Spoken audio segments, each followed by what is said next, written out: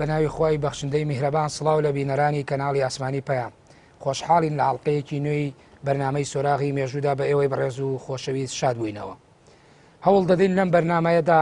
قسە لەسەر چەمکی ڕێکەوتن یا ئیتیفاقیە یا معاهدە یان پێکهاتن بکەین. ئایا ڕێکەوتن یان معاهدە ڕێگایەکی دیکەیە بۆ بەردەوامیدان بە ململانێ مرۆیەکان لە ناو مێژوودا؟ زۆربەی مێژووی مرۆڤایەتی پڕە لە شەڕ و کوشتار، داگیرکردنی جوگرافیا، ڕاستکردنەوەی حساباتی یەکتر لەسەر بنەمای هێز. بەڵام لە هەمان کاتتا هاوکاتی ئەمە لە مێژووی مرۆڤایەتیدا بە تایبەتی لەم سەردەمانەی دواتردا و لە سەدەکانی ناوەڕاستی ئەوروپا بەدواوە هەروەها لە مێژووی سیاسی کورد و مێژووی ناوچەکە و مێژووی ئیسلامیشدا کۆمەڵە پەیماننامە و ڕێکەوتنامە هەیە.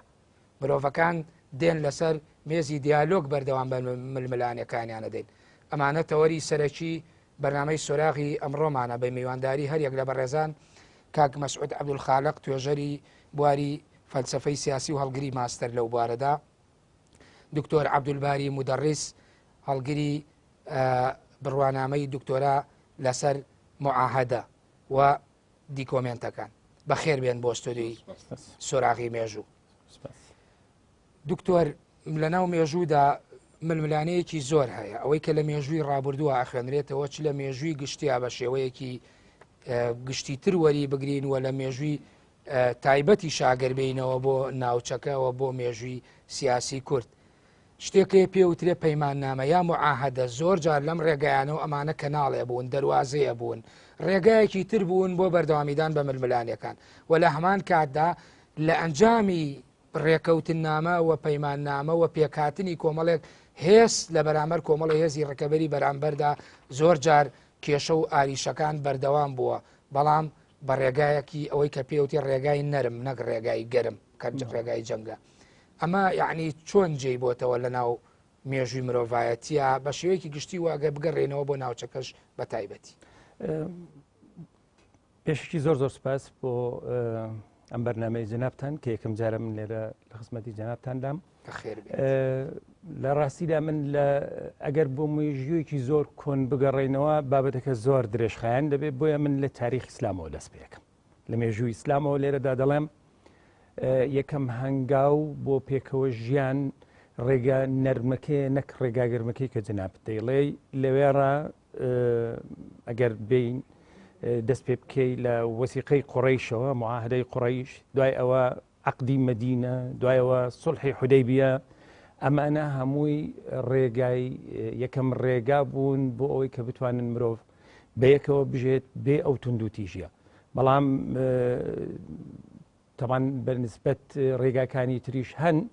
ئەو ڕێگاکانی تر کە پەیدا بێ لە هێزەوە پەیدا بێ، هێزیش پێویستی بۆیە دوولایەنی هێزیش هەر پێویستی بە معاهدەیە. بۆیە من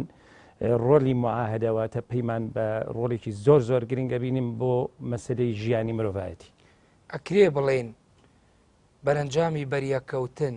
و ململانێ و بەکارهێنانی هێز و گرتنەبەری ڕێگای گەرم دەرەنجامی ڕێکەوتن و معاهدەی بەدوایادی هەموو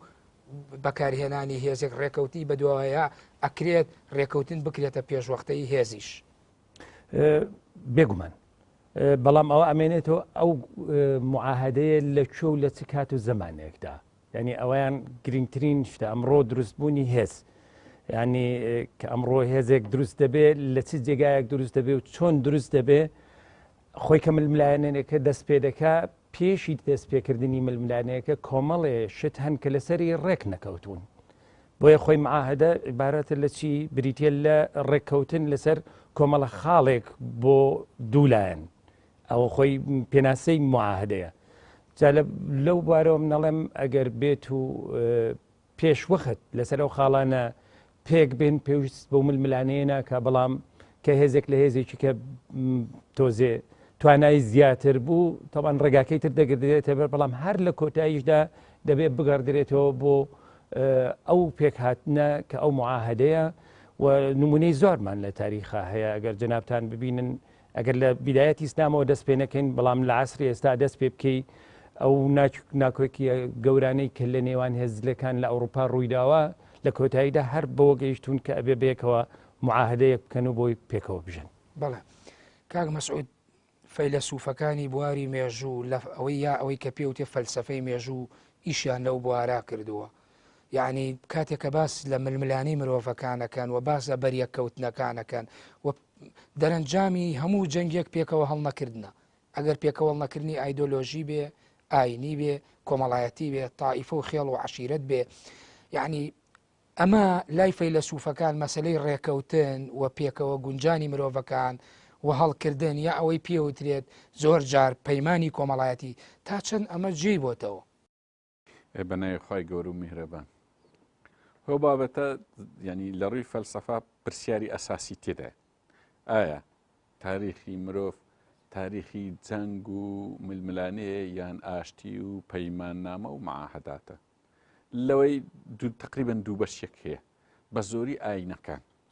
پێیان وایە ئەسلی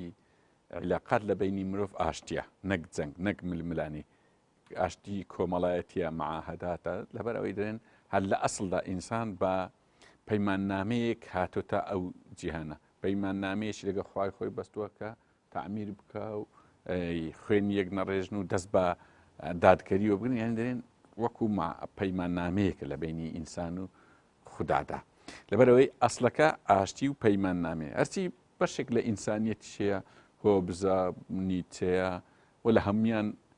تونتر فەلسەفەی مارکسیە. پێی وایە تاریخی ململانەیە، تاریخی ئاشتی نییە و پێی وایە ئاشتیش مستەڵەحێکی برجوازی و خراپە و ئەوە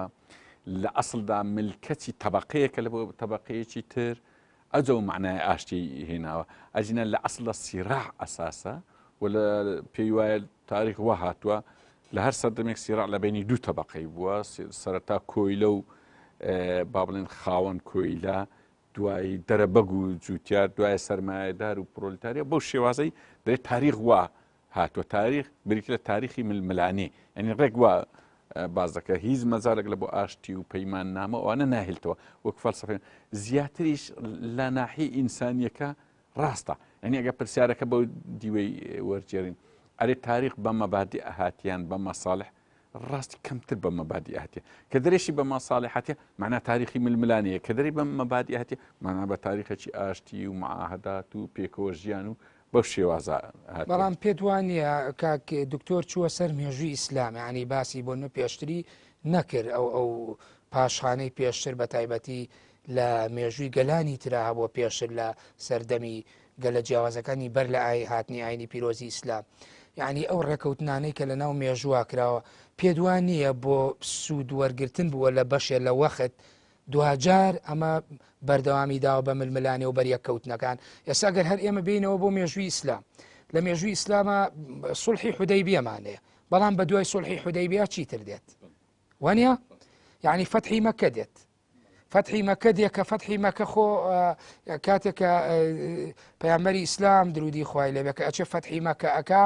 یعنی زەمینەی بە سوڵحی حودەیبیە کردووە، بەمە ڕێکەوتنیەکە. یعنی پێدوان نییە کاک مەسعود ئەمەش بۆ خۆی وەکو جەناب دەڵێ، یعنی زیاتر بۆ جیاوازەوەی بۆ سەلام بێ، بەشێکی زۆریشی ئەمە بۆ بەردەوامی ململانەکان و بۆ مەسڵەحە بووە.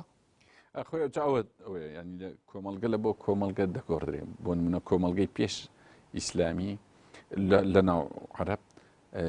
سەرکەوتن و خوێنڕشتن و قستیە دوای سڵحکردنێک سڵحەتی ئەوی پێدەبێتی سەلح غێر متەکافئ، ینی ناهاوسەنگ. زۆربەی سڵحەکانیش وا بووە کە لایەک سەرکەوتوو بووە، لایەک با بڵێن مەرجەکانی خۆی سەپاندووە. ئەوە بریتێ لە تاریخێک بەناوی ئەیام العەرەب لە پێشەوەی ئەو سڵحانە زۆربەی سڵحی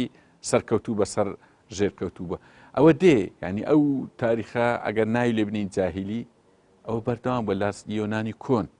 یعنی سڵح عیب بووە ئەسڵەن لایەک داوای ئاشتی بکە، لایەک داوای معاهدات بکە عیب بووە، داوای دیموکراسیکردن عیب بووە. یعنی دائیمە نێرایەتی ئەوە بووە توو شمشێر وەشێن بی، خوێن ڕێژ بی، ینی ئەوە زۆر جێشان نازیبی. دێ هەتا کەی تا ئیتیفاقیەکانی پاش جەنجی جیهانی یەکەمیش دووبارە هەر لای براوە لە ئیتیفاقیە و لە معاهدەکان شروعی خۆی فەرز دەکا بەسەرەوەی، ینی ئەوەی بە جەنگ نەهاتە دی دێ بە ڕێکەوتنامە و پەیماننامەکان بێنتە دی بە ئاشتیانە. ینی ئەوەی جار وایە تعریفی هەندێک لە ئیتیفاقیان ئەوە هەمان ئامانجەکانی جەنگە بەڵام بە خۆشی و بە تەسلیم بوون یان ئەوەی جاروەیە ناوی لێنرایە دیالۆجی با بڵێن نابەرابەر پڵێک دیالۆگ لەگەڵ مامزێک دەکە چۆنت بخۆم لەسەر ئەوەیە ئایا لە پشتڕا بتخۆم یان لە پێشڕا بە ڕاوەڕاو یان لە سەرخۆ بە برژاوی یان بە کوڵایی هەندێک خاڵی دێختە پێشی بەڵام لە کۆتاییەکەیدا هەر خواردنە باڕێککەوین لەسەر چۆنیەتی خواردنن یعنی زۆر جار هەبووە جیهان تاریخ زیاتر پانتاییەکی ئەوەیە بەو شێوازەی هات بەڵێ کاک دکتۆر تێگەیشتنی خۆراوایەکانیش هەر بەم شێوەیە کاک مەسعود ئاماژەی پێیەکا کە ئێوە لە وڵاتی چووک و ئەڵمانیا هەڵگری بۆ تێزی دکتۆران لەسەر معاهدە و وەسایق یعنی ئایا خۆراوایەکانیش هەر بەم شێوازە بۆیە ڕوان ئەوەی کە ئێوە لە ناو ئەکادیمیەکانی خۆراوەوە بوون پەیماننامە دوجار وەکو ئەو نمونەیەی کاک مەسعود هێنایە دوجار هەر خواردنەکەیە ئاوا لێ ڕوان کە هەر خۆشیان کۆمەڵێک ئەزمونیان یا کۆمەڵی واقعیان ئەزمون کردووە لە خۆر هەڵاتە بە تایبەتی ئەو ڕێکەوتنە دیارانەیە ئەو پەیماننامە دیارانەی ئەوە پەیمانی سێڤەرە ئەوە لەوەزانە ئەوە سایکسبیکۆی ئەو ئیتیفاقیانە کە خۆیان پێێستاون جیاوازەوەشی لە ناو خۆیانە ململانێ ئاینی و ململانێ مەسەبیەکانیان هەبووە ئایا هەمان ڕوانین هەیە وەکو ئەو ڕوانینەی ئێستا کا مەسعود ئاماژە بکە یا ڕوانینێکی دیکەیان بۆ ئیتیفاقەیە زیاتر کە ڕەهەندێکی ئینسانی هەبێت من باشترین نمونە بۆ ئەوە تەوان ئەلانی حقوقی عالم يعني حقوق إنساني عالمي من أو إعلانات بەلامەوە زۆر گرینگە پێشی ئەو معاهدانەی کەتر جنابتکە باست لێوە کردن ڕەنگە لەگەڵ ئەو بۆ سوونەدا 100% لەگەڵ کاک مەسعوددا نەبم چونکە بە مطلقی نامگوتی بەس کاک ئەهرام پرسیارەکە بە مطلقی نامگۆ ئەوەی دوجار کە هەمووی لە مەسلحەتە بڵێن فۆرمە لە ئەبێ یا کەینونەی خۆیە سلمێنێ دوجار هەمەش هەر خواردنی بزنەکەیە ئەوەی کە کاک مەسعود دەڵێ من بۆ چونێکی کەم هەیە ینی خۆی پێشی معاهدە شتێک کە زۆر گرنگە لە ئەوروپا کە بەکاردێ ئەمڕۆ حیوارە واتە گفتوگۆ مەرحەلەی پێش نووسینەوەی ئەو پەیمان نامەیە و یاخود ئەو عقود و ئەوانەیە کە ئەکرێ چونکە ئەوروپا بە مەرحەلەی ینی گفتوگۆ دەواازەی ئیتفاقی بەبێشک یعنی حتا وەکو ئێستا ئەگەر تۆ بگەڕێتەوە بۆ بینەر زیاتر ڕوون بەڵێ ئەگەر ئێستا جەنابتان بگەڕێنەوە بۆ ئەو وەسایقانەی کە لە زمانی خۆیان لەسەر وەرەقی بەردی نووسراونەتەوە کە ئەو کاتە وەرەق نەبووە پێشەکیەک دانراوە ئەمجا هاتوونەتە ناو معاهدەکانەوە یعنی خۆی پێشەکیەکە حیوارە هەر عقدێک ئەیبینی ئەمڕۆ حتا هەرچی عقدێک کە ئەیبینی لە کاتی خۆی ئەنووسرێتەوە و لە ئێستاشتا کە ئەمڕۆ بە مۆدرن پێگوترێت دیباجە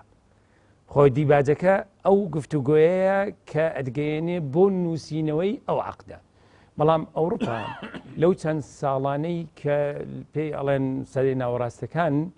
هەندەی کێشەی ململێنیان زۆر بووە ئەمڕۆ یەکەم ڕێگا ئەو ڕێگای حیوار دوای عقد ئەگەر نەبەر ئەمجا دوا ڕێگایان ململێننی شەڕە ئەو وەڵامی منە بۆ پرسیاری جەنابتان بەڵام دوجار یعنی خیار یا بژاردەیەکی دیکە نییە لە دەرەوەی ئەم دوانە ئەخ بۆ چوونەکان گیان لێ ینی ئەوەی کە کاک مەسعود باسی لێکا بۆ ڕۆژاوە چۆن مامەڵە لەگەڵە ماکە بۆم بۆ چوونە جیاوە ینی هەموو بۆ چوونەکان دوجار دەرەنجامێکیە یاخود هەر ئەو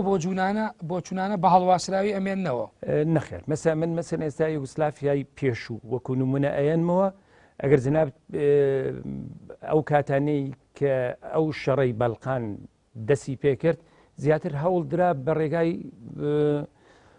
پەیمان نامەیەک ینی بووەتە معاهدەیەک دروست بکەن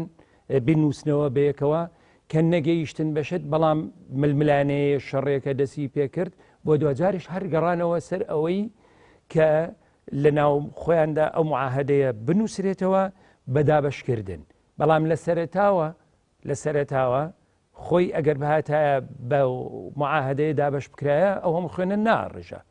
بۆیە مەسلەی خواردنی گۆشتەکەی کە کاک مەسعود ئەیڵێ لەوێ ئامانج نییە هەدەف نییە ڕەنگە لە دوجار هەر بگەڕێتەوە بۆ هەمان شت بەڵام بەو شێوە زەقی کە ئێستا لە ڕۆژاوە لانی لێریا لە شەرقا بێ وانە بەو شێ پێ دوایە ینی ئێمە ئێستا لە سەروبەندی 100 ساڵەی ڕێکەوتنامەی سایکسپیکۆین وڵاتانی ڕۆژاوا بە تایبەتی بەریتانیا و فەڕەنسا و دواتر رووسیا شاتە ناوێ و دوجاریش لە شۆڕشی لە 7 ئۆکتۆبری 1970 ئەندازەیەک لی دوورکەوتەوە کشایەوە. یعنی ئەوان خۆیان کە هاتن داگیریان کرد هین دابەشیان کرد بەڵام دابشکردن بوو بە داگیرکردن. یعنی ئایا ئەم دابشکرد و داگیرکردنە خۆراوە بۆ هەموو خۆر هەڵات هەر بەم شێوە مامەڵە لەگەڵ ئیتیفاقیەکەیا بۆ ناوخۆشی ئیتیفاقەکانی خۆشی ڕێگاکانە گۆڕێت. من تەنها پرسیارێکە بۆ وەڵامی جرابتە دەمەوە پرسیارە زۆر جیاوازە چونکە بیرکردنەوەی ئەوروپی 100 ساڵی وەکو بیرکردنەوەی ئەمڕۆ نییە. ئێستا بیرکردنەوەکە گۆڕاوە. لە کاتێک بەسەوەی بڵێ ئەوانیش یعنی بەخۆدا چوونەوەیان کروۆیا بەپێی قۆناغەکە مامەڵە هەر بێشک جەنابەت ینی من نەویست پێشەکیدا باوە بڵم ینی مەسلەی مێژوو جەنابەت بەرنمەیەک لەسەرەوەدا پێشکەش کردو خۆی تەنها نووسینەوەی مێژوو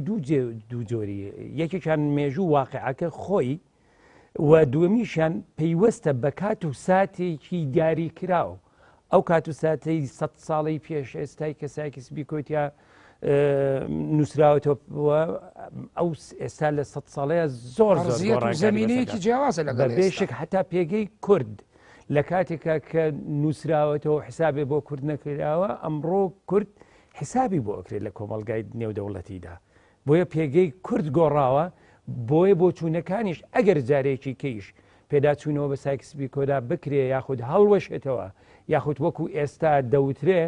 کە سایکسپیکۆیەکی نوێ دادەڕێژنەوە حسابێکی تایبەتی بۆ کورد دەکرێت بەبێ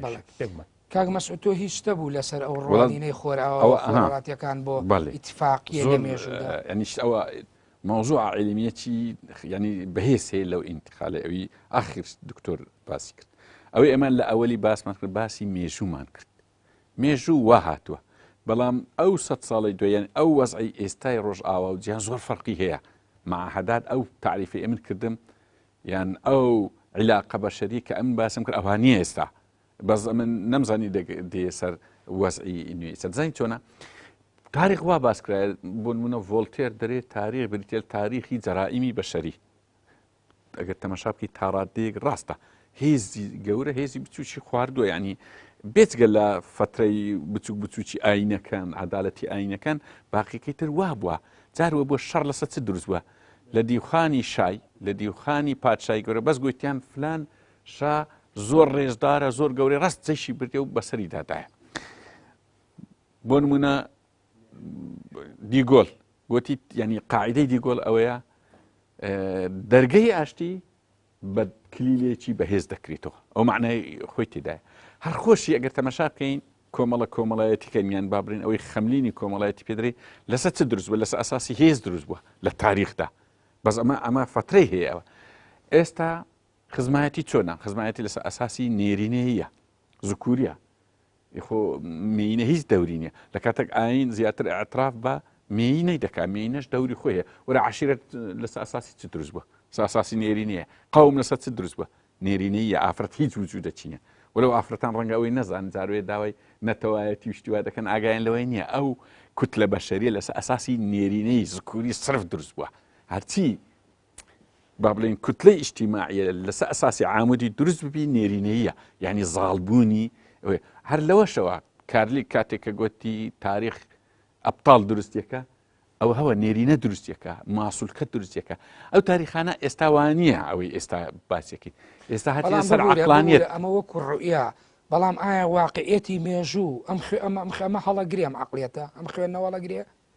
ئەوەی کە لە مێژووە سەلما ئەمە باسی کە مێژوو دەکەین لەگە ئێستای سەردەمێکی عەقلانیەتە تۆزێک جودایە ئەوەی دکتۆری لیچی جوکن زۆر جوانە ئەوە بەس کە دەچێت تاریخ ناچاری دەبینی ئەو پێکاتە کۆمەڵایەتێنی کە دروست بووە لەسەر ئاساسی قووەت دروست بووە وەنمونە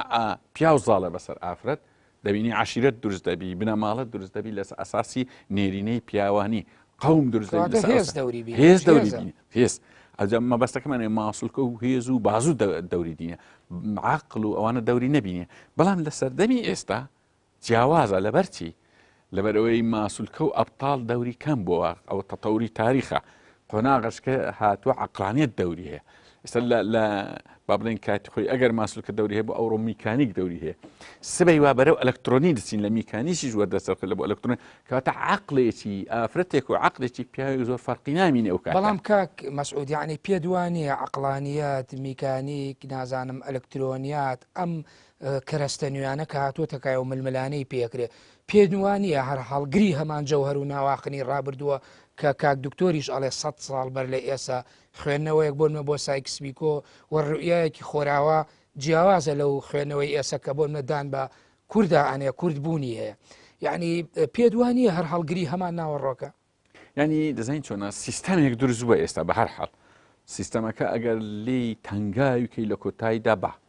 ینی ئێستا ئەمریکای تەنگاوکەی هەرە تەنگا عین دەگەڕێتەوە سەر تاریخ و قووەت و هیچ معاهدە و ئیتیفاقیە و مەبادی ناخوا کە هاتە سەر زۆر ببوورە تۆ باسی بوومە هینە کرد بۆ نمونەیەشی ئەمریکا بێنینەوە کاتێک کە ئەو جەنگەی کە بۆ شڵەکە عنی باسی ئەوەکە کە ئەمە حروبی سەلیبیەکی نوێ بەرامبەر بە دنیای ئیسلام بەڵام بە کۆمەڵەیە کەرەستە و پێدرا و ئامێر و تەکنۆلۆژیای نوێ ئەمە دێتە مەیدان یعنی پێدوانیە هەر هەمان عقلێت و هەمان ناواخن هەمیشە وجودیە ئەمە بۆ ململانەکان لە ئێستا هەمان عقلێت نییە بەڵام ئەو عقلێتش لە ناو نەچووە ینی یەکجاری نەفی نییە کاتێککە زۆر تانگاو دەکری دەگەڕێتەوە سەرەوەی یاگە دوور نەکەین و بۆ معاهدە شەروایە بەڵێ بۆ بەڵام شتێکەیە ئێستا سیستەمێک دروست بووە بازاری ئازاد خۆی ئێستا باسی سایکسپیکۆ زۆر دەکری وەرە مادەکانی سایکسپیکۆ زۆر جوان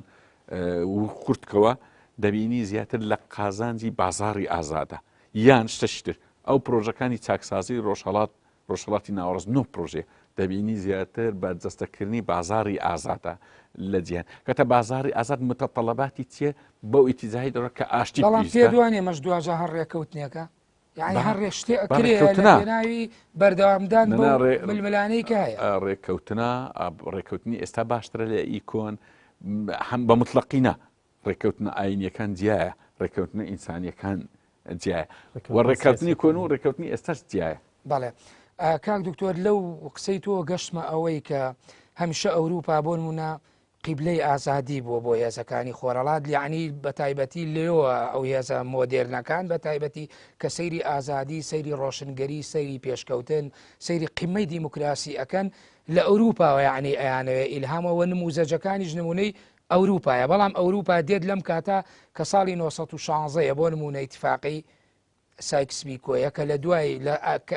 لە گەرمەی جەنگی یەکەمی جیهانیایە ئەمەش هەموو دوای سەردەمی ڕۆشنگەری فەڕەنسا و دوای سربەخۆیی ئەمریکا و دوای ئەو شۆڕشانەی لە ئەوروپا کراوە لە دوای هەموو ئەمانە ئینجا دێت مەبدەیەکەیە کە بڕوای پێ ڕووەکاتە خۆرهەڵات و بۆ مەوەسی داگیرکردن و گەڕان بە دۆی تەماح و بەرژەوەندیەکانیانە یعنی پێدوانیە ئەمەش بە جۆرێ لە جۆرەکان بەریەکەوتنەیەکە لەو سیاسەتەی خۆر ئاوا یا دوالیزمەیەکە لە بیرکردنەوە و ڕویاکانی بۆ خۆرهەڵات من قسەکانی جنابەت لە یەک وشەدا کۆکەمەوە کە پێ وترێ هەیمەنە ئەو هەیمەنەی کە ئەوروپا ئەوێ هەیبێ لە کاتێکە بە زلهێزی وستویەتی بە توانایەکی سەربازی بیکە نمونەیەکی جوان دێنمەوە بۆ ئەیدەم بۆ قسەکەی جناب کاک مەسعود کە دەڵێ عقلیەت گۆڕاوە ئەمڕۆ بە تەکنیک یعنی نازیەکان لە بیدایەتی حربی عالەمی دووەمدا کە دایانویست چکسلۆڤاکیا بگرن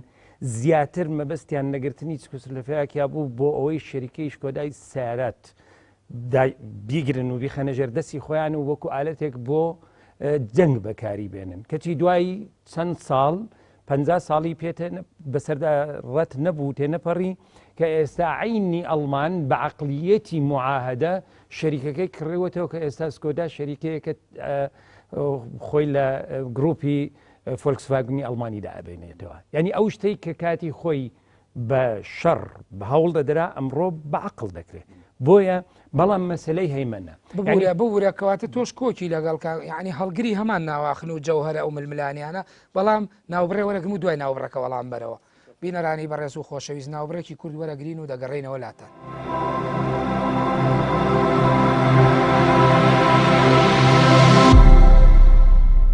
جارێکتر سڵاو بەر لە ناوبڕەکە هێمان بەوە کرد کاک دکتۆر عەبدولباری کە ئایا هەمان ئەم ململانەی جەنابیش و ئاماژەی پێکەی تۆش کۆکی لەگەڵ کاک مەسعود ئەندازێک کە هەمان هەڵگری هەمان ناواخن و جەوهروی ململانەکان کە لە ڕابردووە هەبوو بەم کەرەستە نوێیانە ینی من گوتم مەسلەی هەیمەنە ینی وشەی هەیمەنە لێرە هەژمون گەرایی بەڵێ ئەگەر بێ لە مێژووە بەرنمەکەی جنابێت کە پێوەستە بە مەسلەی مێژووەوە سەیریکەی ئەوەی کەوەکو باسم کرد بە سەربازی ئەکرا چەند ساڵێک لەمەوبەر بە شێوەی ئابووری توانیان هەمان ئەمانج بەدەست بێنن ئەمڕۆ چونکە بار و دۆخی ڕۆژهڵاتی ناوەڕاست بە شێوەیەک ینی بە جۆرێک شێواوە ئەوان هەیمنەی خۆیان لەسەر ڕۆژهڵاتی ناوڕاستدا هەیە ئەوان کە دەڵێم بە تایبەتی ئەمریکا و غەرب ینی بێگومان ئێتر ڕێگاکانیان جیاوازە بەڵام من لەگەڵ ئەوەدا کۆکم کە هەمووی بە یەک ئامانجە کە بەداخەوە ئەوان بەرژەوەندی خۆیان پێشی بەرژەوەندەکانی هەموو کەسێکە بەبێگومان بەڵێ ئەگەر ئەمە بگوازمەوە ئەندازەیەک بۆ لای معاهدە ئەم معاهدە ئەی لە یادەوەری و لە بیرەوەری کووردا چۆنە کە کورد نەتەوەیە کە بەردەوام ژێردەست بووە دەسەڵاتە سەردەستەکان فەرمان ڕەوایەتیان کردووە ئەگەر دەسەڵاتێکی بێگانەی ڕخۆراوایی هاتبێ و دەسەڵاتە ناوچەیەکان هەموو ئەو هێزانی کە لە ناوچەکان ململانیان بۆ بەردەوام ناوچەکانی کورد لەژێر ڕەحمی لولەی تفەنگەکان و تۆپەکان و لەژێر پێی ئەوانە بووە بەڵام دوجار ئەبینین ڕێکەوتن نامەش مێژووی کورد خاڵی نیە لە معاهدانە یعنی ئەگەر ئەمانە وەکو پێوەرە ئێمە وەکو پێوەرە بیبڕین بە باڵای مێژووی ڕابردووی کووردا ئەکرێت چۆن خوێندنەوە بۆ ئەم معاهدانەکەن لە مێژووی ڕابردووی کووردا من بۆ چوونێکم هەیە ڕەنگە زۆربەی مێژوونووسانی کوردستان لەگەڵ مندا زۆر یەک نەبن کە کورد زۆر سەرکەوت و نەبووە لە نووسینەوەی معاهدات لەگەڵ ئەو خەڵکانەی کە معاهدەی لەسەر نووسی بە نمونەی معاهدەکان بەڵێ ئەنێتر من ئەگەر هەر نمونەیەک بێنم ینی تەنها کورد نا زۆربەی حتا خەڵکانی ڕۆژهەڵات بۆ نمونە فەڵەستین ئەنی لە کاتێکدا کە لە ئۆسلۆ لە ساڵی نەوەتەکاندا ئەو ئیتواقیەی لە نێوان فەڵەستین و لە نێوان دەوڵەتی ئیسرائیلە دروست بوو چونکە زۆر سەرکەوتوو نەبوون حتا لە ڕووی زمانەوانیوە کە بابەتێکی تایبەتە لە نووسینەوەی معاهدات لەسەر یەک ئەلیفلامێک فەڵەستین و ئیسرائیل تاوەکو ئێستاش نەگەیشتون بەیەک لەبەرەوەی کە فەڵەستینیەکان زۆر زیرەک نەبوون لە نووسینەوەی معاهدەکان بۆیە من ئەوە نمونەیە کە لە ڕۆژهڵاتی ناو بەڵام کوردیش بە هەمان شێوە من لە بڕواایدام سەرڕای دەستخۆشی لێکردنیان لە زۆر نخبەی کورد بیرمەندی کورد مێژووناسی کورد سیاست مەداری کورد کە هەوڵیان داوە لەو ئیتیفاقیانەدا سەرکەوتوو بوون بەڵام سەرکەوتوو نەبوون من دەڵێم سەرکەوتوو نەبوون بە سیوادارم بە دوای هۆیەکانیاندا بڕۆین و چارەسەرەکانیان بۆ بدۆزینەوە هۆی چین بەڵێ کاک مەسعود ئەمەی کاک دکتۆر هێمای بۆکە بۆ ئەو پەیمان نامانەش یعنی ئەگونجەیە لەگەڵەوانە شایەتەوە کە ئیرادەی کوردیتیانە بۆ لە ناوچەکە بووە پەیمانی زەهاومانەیە پەیمانی سەداباتمانێ پەیمانەکانی ڕابردوو یعنی کورد خۆی هیچ ئیرادەیەکی نەوە کۆمەڵی هێزی لۆکاڵی هاتوون پەیمانێکیان بەستووە و کورد لە ئەنجامی ئەو پەیمانە بۆ بە سوتەمەنی ئەو قاعدە لە چێتێک کە کورد لە پەیمان نامەکەی دانەمی تا ئەنزرەکە خۆی قاعدە کێ دەرێ ئەگەر یەک کەس بوو ئاشتێ لە جیهان بوونە دوو دەبتە منملانێ بوونە سێ هاوپەیمانی دروست دەبی دوان لەسەر حسابی سێم یعنی ئەو قاعدە وادە ئێمە دەبی بگەڕێنەوە سەر شتەشکەش مستەلحەک کە پێی دەگوترێت نەزەریەی موئامەرە ئەو نەزەریە بەڕاستی ئەوهانیە هەیە پێی هەڕاست نییە هەشە پێوی هەموو دنیا لەسەر نەزەری موئامەرە ڕام وهای تێدەگەم هەبووە هەتا ئێستاش کەمەک ماوە بەڵام ئێستا بڵێن ئەوە دنیای ئێستا هەمووی موئامەرێ و ئومەم متحیدە دەستگایەکی سەلیبی و یەهودی و نازم هەندێک قسەوا دەکرێت ئەوە ڕاست نییە بەو شێوازی یان زۆر ئیشکە هەیەدەن ئەوە ئیشی ماسۆنی و سەهیۆنی نازمە ئەو مبالغەی تێدایە ئێستا لەو سەردەمەی لەبەر چی وایە لەبەرەوەی پێویست بۆی نمایە کاتێک کە خلافەتی عوسمانی مابوو مەلەفەکەی ناوی مەسئلە شەرقی بوو لەو لای ئیتر ماسۆنی ئیشی دەکرد سەهیۆنی ئیشی دەکرد معاهدات ئیشی دەکرد بەنێی نەزەری موئامەرە ڕاستەقی نەبوو کاتێک کە سۆڤێت مابوو جەنگی سارد دووبارە موئامەرە و با بڵین معاهداتی سڕی هەبوو بەڵام ئێستا لە ژێر سای یەک قوتبی ئەمریکا و ڕۆژئاوا پێویستیان بە نە بە موئامەرەمایە نە پێویستیان بە با بڵین معاهداتی سڕیشمایە معاهداتی ئاشکرا دەکەن ئەوەی باوەڕیان پێ لە چوارچێوەی با بڵین سیغەیەک پشت بە قانونی دووەلی دەبەستن و دەیکەن بەڵام لە کۆتاییدا یەک جەوهەر هەیە ئەوە گرنگە لە کۆتاییدا ئەوان مەسلحەتی خۆیان دێن نەدی ئەو مەسلحەتە ئێستا پێویستی بۆ جەنگ و بە موامەرات نەمایە یعنی ئەتەوێ ببوورێ یعنی ئەتەوێ بڵێ نە دوژمنایەتی تایە نە دۆستایەتی تایە لەو نێوانە بەرژەوەندی تایە ینی گلادستۆن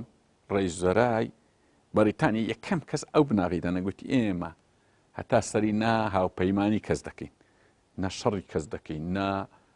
جەنجی کەس دەکەین ئێمە ئەوەی کە دائیمە لە لای ئێمە بەرژەوەندی بەریتانی خۆی گلادستۆن ئەو بناغیدانە دوایەوە ئێستا بوویتە مەبدەیەکی ڕەسمالی گشتی ئێستا ئەو مەبدە دێتە دی ئەو بەرژەوەندیە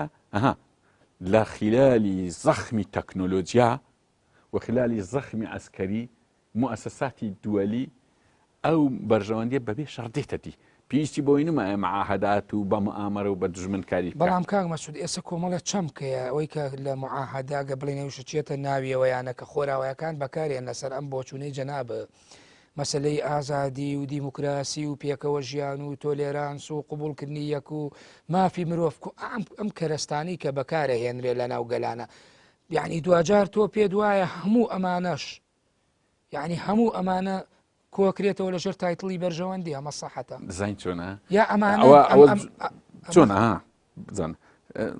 دوو مستەلحی اقتصادی هەیە ژێرخان و سەرخان ژێرخانی هەموو ئەوانەی باست کرد بریتێ لە متەطەلباتی مەساڵح یان عامیلی اقتصادی یان مەساڵح هەرچی نایلی ئەو عامیلانێک کە تو باست کرد بەشی زۆری ئەو سەرخانی پێدرێن لە سەرخان هەین لە مەسلحەتی ئەو ئیشەیدا بەڵام شتێکەیە لە ڕاستیدا ئەمەش سوودێکمان لە ئازادی و لەو با بڵێن پێکەوە ژیان و مەبدەئی تەقریر مەسیر کە لە ئەومەم متحیدە دەرچە سوودمان لێ وەرگرتیە ئێمە بەتایبەتی ئەو میلەتانی کە ژێردەستە زیاتر سوود لەو معاهداتانە وەردەگرن زیاتر لە قانونی دوور قانون دائیمەن وایە قانون لە پێناوی فەقیرانە خەرچی دەسەڵاتدار قانونی زۆر پێویست نییە کە قانونت دانا تۆزێک دەسەڵاتداری نزم دەکەیەوە بێدەسەڵاتیش تۆزێک بەرز دەبتەوە بەهۆی قانون ئەگە کاتێک دەسەڵاتدارەکانیش کە دایەنێن ئەڵێ وەکو لاستی چێوایە خۆمان بە ئارەزوی خۆمان ئەگە سەروەر نەبی سەروەری یاسا نەبی بەڵێ بزەبت وایە وایە تا ڕادێک لە جیهاندا ئێستاش سەروەری یاسای دووەلی بەو دەرەجەی فول نییە هەموو جارێ یان ئەی پێ دەگوترێت دەبل ستاندەر ئێستا دەبل ستاندەر بە ئاشکرا بەدی دەکرێت بەڵام تەحەسون هەیە لە یەکشت سەروەری یاسا هەیە لە گەردوون ئەوش قانونی خوایە سەروەریەکی مطلقی یاسا لەوێ هێدەنە لە باقیکێتە لە ئینسان کەمتر هەیە بەڵێ کاک دکتۆر ئەوەی کە لە وەکو ئەگە زانست یا وەکو تیۆر ئێوە توێژینەوەتان لەسەر کردووە دوجار یعنی ئەم چەمکانەی دێتە ناو کە سەرخانەکانی ئەو چەمکانەی کە هەڵگرینی ینی چەمکی دیموکراسی ئازادیە مافی ئینسانەکانە قبولکردنی یەکە هەموو ئەوانەی کە بەکارە یەنێ ڕۆژانە بۆ بەڕێکردنی ئەوەی ململایی بەردەوامیدان بە ململانەکە ئەمانە یعنی ئەچێتە لە ناو معاهداوە پەیمان ئەمانە ئەچێتە ناو ژێرخانی بەرژەوەندی و کاک مەسعودی ئەمانە سەرخان و لە پێناوی ئەو ژێرخانەیە ینی ئەو بنەمایانەی کە ئێستا مەسەرەی ئازادیە مەسەرەی ڕادەربڕینە کە ئێمە دەڵێن لە ئەوروپا لە ڕاستیدا خۆی هەمووی بنەمایەکان ینی ببوورە من بەرنمەکە وایە بێ بیڵێم کە لە هەمووی لە ئیسلامە وەرگیراوە ینی من بۆ نمونە ئەنەماری شیمیل کە یەکێکە لە مستەشرقە بەناوبانگەکانی ئەڵمان لە زۆربەی وڵاتانی عەرەبی داناسراوە لە کاتێکدا کە باس لەو معاهدانە دەکرا کە باس لە معاهدەی ساڵی 1948 کرا کە ئیعلانی عالەمی بۆ حقوق ئینسان کە خۆی لە سیمادە پێکاتوە دەڵێ 22 23 لە ئیسلام وەرگیراوە لە ڕاستیشدا وایە بەڵام ئەوان بەڵگە ئەتوانێ ینی ئەسەلمێنێت بەڵێ قوربان بە بەڵگە هەمووی سەلماندووە و وابزانم توێژینەکەیشی هەیە بۆ ئەوە ئێمە ئەڵین ئەوان بە شێوەیەکی نوێ دای ڕێژنەوە و کەرەسەکەی خۆمانەوە بۆمانی ئەنێرنەوە هەنی ئەوە من حەز دەکەم ئەوە ڕوون بکەمەوە لێرەدا بۆیە مەسەلەی نووسینەوەی لە معاهداتدا ئێستا بۆتە شتێکی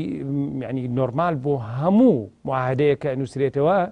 لە نێوان دوو کە ململایەن هەبێت جار یەکەم ئەبێ دەست نیشارکردنی مافەکان بێ شێوەی ئازادی چۆنیەتی بەکارهێنانی بەڵام شێوە قالبە قانونیەکەی خۆی وەرەگرێتن لە ناو معاهدەکاندا بەس دەمەوێت لێرە ئاماژە بە یەک شتێکی جەنابی کاک مەسعود بکەم کە دەڵێ قانون کە بۆ فەقیرەکانە و گەورە پێویستی پێ نییە ئەمە ڕەنگە لە شەرق بەڵام لە غەرب من لە بڕوایم خاوەندە دەسەڵات زیاتر پێویستی بە قانون و بە ئەوەی کە بە پێی یاسا ینی هەڵس و کەوت بکەن بۆیە لەوێ بە یەکسانی سەیرەکرێ لێرە لە شەرق ڕەنگە جیاوازیەکی هەبێت. بەڵێ ئەگەر هەر دیسان لە ناو معاهدا ئێمە هەر یعنی بینەوە بۆ لای کورد ئایا تاکی کورد وەکو کاک مەسعود ئاماژەی پێکردوتی ئێمە بۆ منە ئەمانەی کە باسمان کرد هێمامان پێکرد ئەو سەرخانانەی کە هەڵگرن کۆیاش کۆمەڵە شیعار و دروش من بەکارێن ئەتوان لێ سوودی لێوەرگێ یعنی تاکی کوردیا کۆمەلگای کوردی تا چەند توانیوێتی لەژێر هەیمەنەی ئەو دروشمانە بتوانێت دەرفەت بەدەست بخات.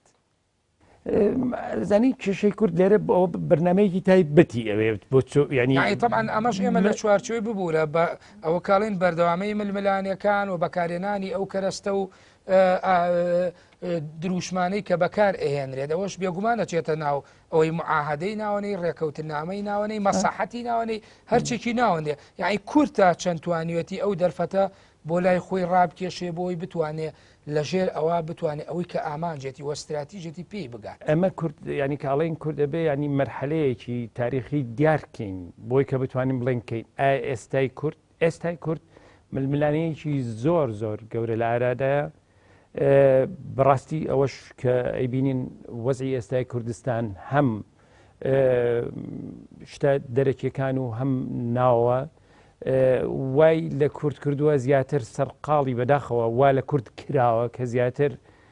لە ڕووی هۆیە دەرەکیەکانەوە تووشی شەڕ بووە لە ناوەش ئێمە هیوادارین کە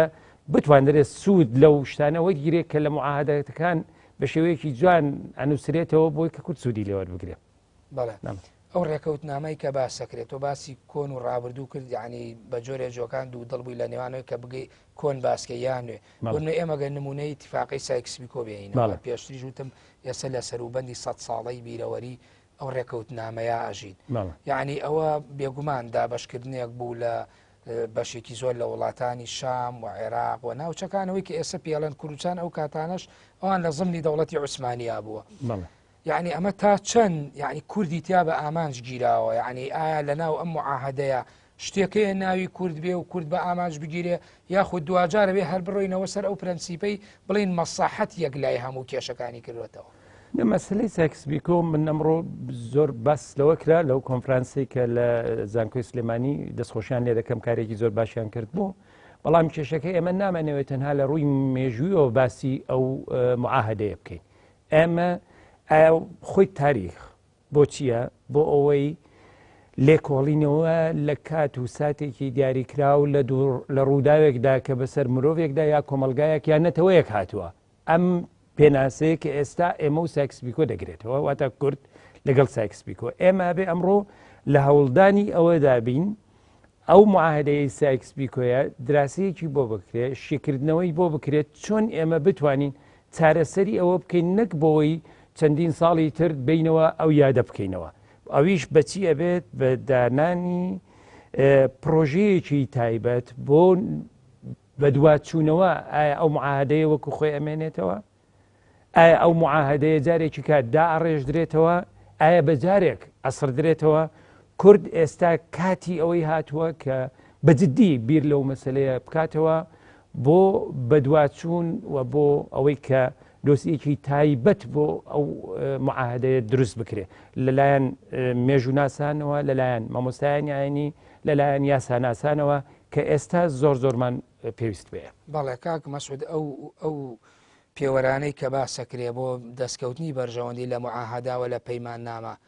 کورد چی دەستکەوتووەوە چی لە دەستداوە لە پەیمان نامەکانە یعنی ببوورە یعنی من کاڵم کورد ئێمەگەر لە پەیمانی زەها وەگەر پێشی ئەوە هەندێک لە پەیمانی هەبێ لە ناوچەکەدا لە نێوان زلهێزەکانە بەڵام ئەوە کە سەردەمی بۆ نمونە سەردەمی سەفەوی و دەوڵەتی عوسمانیە دواتر پەیمانی زۆرە پەیمانی ئەماسیە پەیمانی سەعەدابادێ نازام کۆمەڵە پەیمانی زۆرەیە لە ناو مێژووی کووردا و کە کاریگەریە بۆ ناوچەکان بەڵام ئێمە ئەگەر پێوەری بەرژەوەندی دابنێ لە ناو پەیمان نامەکاندا کورد چی دەستکەوتووە چی لە دەستداوە زۆر وازیە کورد بەخۆی لە هەر پەیمان نامێشی نەوی زەرری کردو نمونە پەیمان نامەی ئاشتی شەریف پاشا نوێنەربوو تاڕاتەیەک باش بوو پەیمان نامەی سیڤەریش لێوێ ڕاهاتوو نوێنەرانی عوسمانی تێدا بوو تاڕاتەیەک باش بوو باقی پەیماننامەکان قازانجی کوردی تێدا نەبووە ینی تەمەشاک حتا لە کوردستان سکاتێک دوو حیزب ڕێک دەکەون دوو حیزبی دەسەڵات کە حیزبەکانی تر تێدانە لە بۆوان باش نییە بەڵام کە تێدا دەبن باشترە بۆیە ڕێککەوتن نامە تەبیعەتی وایە بەجێری بەشداریکردنە چکە مەساڵحی ئەو بەشداربووەکان لێ باز دەکرێت مەساڵحی قەلچیتر باز ناکرێ لەوێ حتا شەشی تر ینی نازم مەجالمە ئێخۆ عینی ژنمارەکردن ڕێککەوتنە لە بینی ژن و پیا بەس نوکە پیاوەکە عقدا اتفاقیە معاهدە هەرسی نایدێنێ بەڵام چونکە پیاوەکە بەقووەترە لە کاتێک کە دەرفەت دێتە پێش ژنەشکەش دەینی کە معاهدەکە دەشتێنی لە ئەسڵدار نەینووسە ئەگە بینوسی کاکە من بەو شەرتی ئێت و دەینم ئەوە دەنووسم هەر دەمەڕێک کە ژنەشکەش دەین بنووسی ڕەنگە ئەو نەیکە نانووسی ئەوەی کە نانووسی بە معنە معاهدەکە شکان مارەیەکە شکان ڕاستیەکەی وایە ئەگەر بەڕاستی شەرعیان لەسا ئەو ماوزوعی قسەکەین ڕێک ئەوە معناەکە بەڵام چێ قووەتدارە بەڵام خۆیان خۆی و دەسەڵات و هێزش بە پیاوەیە نەخیر ئەوە چییە با من وەکو تێگەیشتن تعددی لە ئایندا ڕێی پێدراوە بە شروتی خۆی ئەوە هیچ گومانی بەڵام قرسە تێگەشمی بۆ بینەران زیاتر ڕوون بێ یعنی ئەو مەرجانەی کە شەرع دایناوە دیسان ئەوە پابندبوون بە معاهدەکەەوە نوێکات بزم ئەو جوان پابند بەو معاهدەی نوێ دەکاتەوە تو ئەو معاهدە دەشتێنی معاهدەیەکی شەرعی دەشتێنی کە بێ پرسیوی زاروی ئافرەتەکە ئاگاشی لێ نییە ژنشکەشی نای معاهدەی لەگەی کەسکە ئەو معاهدەی ئیلغا کردەوە لە ڕاستەکەیدا ئەو ئیلغای کردەوە کە ئیلغا ناکرێتەوە بەبێ هۆیەکە لە سیاسەتی جوایە زۆر جار هەیە تەوازنی قووەتێکی بۆ نمونە یەکێتی و پارتی 50 بوو دوایە پارتی بڕشکە بە قووەتر بوو ئێستا دەرێ پێویستی بە فۆرماتکردنەوە هەیە معاهداتی تر هەیە دەبینی کاتێک کە قووەتەکە زیاد دەکە فۆرماتەش لێ بە بجێری ئەو قووەتە و متەطەلباتی مەسلحات پێ دوایە کاک مەسوود پێ دوایە بارودۆخی ئێستای کوردستان و پارچەکانی کوردستان دەرەنجامی معاهدە بەم قۆناغی ئێستای گەیانەوە بەتاکید واضح دیارە سایکس پیکۆ و ئەوانە بەو دەرەنجامی گەیان پارچەکردی ئێمە زۆر غەڵەتە تاریخی مەینەتی کورد بچێرنەوە 1504 و زەها و نەزمتی ڕێک ئەوەی سایکس پیکۆیە نێزیکە یعنی زۆر دوورنیە وای ئێمە لەوەش قازان دەکەن و ئەوەش حەقیقیە یعنی کەواتە بەڵام بۆ سیڤەر بار بوو ئەمەی نەکردەوە ئەخر سیڤەر ئەوەی ئیتفاقی سیڤەر ئەوە کێشەکەیە بابرین کۆمەڵێک گۆڕانکاری گەورە بەسەرداحەت یعنی متەطەلبات دوای کرد مەساڵحی مستەفا کەمال ئەتاتورک لە شەڕەکان سەرکەوت گۆڕانکاری ڕوویدا لە نیزامی حکمی یعنی ئێستاش عینەن ئەو شتە هەیە ئێستا ئێمە گرێویان لەسەر ئیدارەی دەوڵەتان بەستایە نەک لە دەوڵەتەکە حکومەتەکە حکومت جدایە دەوڵەت بەس جدایە حکومت دەگۆڕێ دەوڵەت ناگۆڕێت تو ئیتفاقی وا بکە لەگەڵ دەوڵەت نەک لەگە حکومت کورد ئێستا زەرەر لەوەی دەکەس بۆ نمونە ئێستا لەگە ئەمریکای عیلاقی خۆشە لەگە فەڕەنسا لەگە حکومەتەکانە نەک لەگە دەوڵەت سبەی حکومت دەگۆڕێ تو لەگە دەوڵەتەکە نیتت لە سیڤەر وابوو حکومەتەکان گۆڕان نەیانزانی ئەو ئیتفاقی چه ساحیبیتی تێک و پێکچوو کاک مەسعود ئێمە بازە دەرەنجامی ئیتفاقیەکەنەوە بازە دەرەنجامی ڕووداوە مێژوەکان و معاهدەکەین دەرەنجامی ئەم دیالۆگ و جەدەلەی ئێمە لەم بەرنمەیە بەچی گەیشتوی ئەگە دەرەنجامێک بی ببینەرە ینی بەوازحی دیارە لە تاریخدا تاریخ وا هاتووە بە ئەکسەریەت کە بابرین تاریخی هێزدار بووە ئیتفاقی فەرز کردیا مەساڵح خۆی لێ هێناوەتە دی بەڵام ئێستا تاڕادەیەک جیایە لەو سەردەمە ئیتفاقیات و معاهدات بابرین دەستگایەکی قانونی دووەلی هێنایی ئوموم متحیدەیە دەستەوە ئەوێ شتێکی پێ دەگوتێت ڕەئی عام مجتەمەعی دووەلی هەیە مەفاهیمی وا هەیە کە تاڕادەیەک ئەوانەسێ بەڵام کە کاتی سەر تەنگاوکردن و نیهایەت مەسلحەتەکە بە جەنگ بێتە دی بە جەنگ دەهینێت بە ئیتفاقی بێت بە ئیتفاقی دەینتر دکتۆر عەبدولباری من ماوەی بەرنامەکەم بەرەو کۆتایە چێ پێم خۆشە و دەرفەتەش بم بە جەناب یعنی دەرەنجامی ئەم قسانەی ئێمە بۆ بینەر ئێستا ئەمە پێداویستیە یا ئایا ئێمە بەچی گەشتوین لەمە ئایا پێویستە ئێمە مخاتەبەی کۆمەلگا بکەین بۆ وشیاری قسەکردن لە کۆمەڵی حەدەز و کۆمەڵە چەمک و پێدراو لە ناو مێژوەیەکی لەوانەکە بۆ منە معاهدەیە ئایا ئێمە یعنی ئەمە ئێستا ضروری کۆمەلگایە قسە لەسەر ئەمانە بکەین یا ضروری ئێستای واقعی سیاسی و کۆمەڵایەتی کوردەکە سەیری ڕابردووی خۆی بکاتاوەکو یعنی ڕابردوو ببینێ بۆی خوێندنەوەی بۆ ئێستا بێت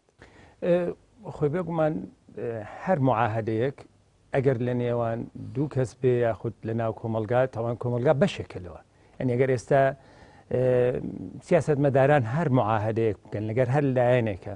ئەمانە معاهدەیە زۆر ئەنجامی بەدواوە دێتن وەکو مەسلەی ئابووریە مەسلەی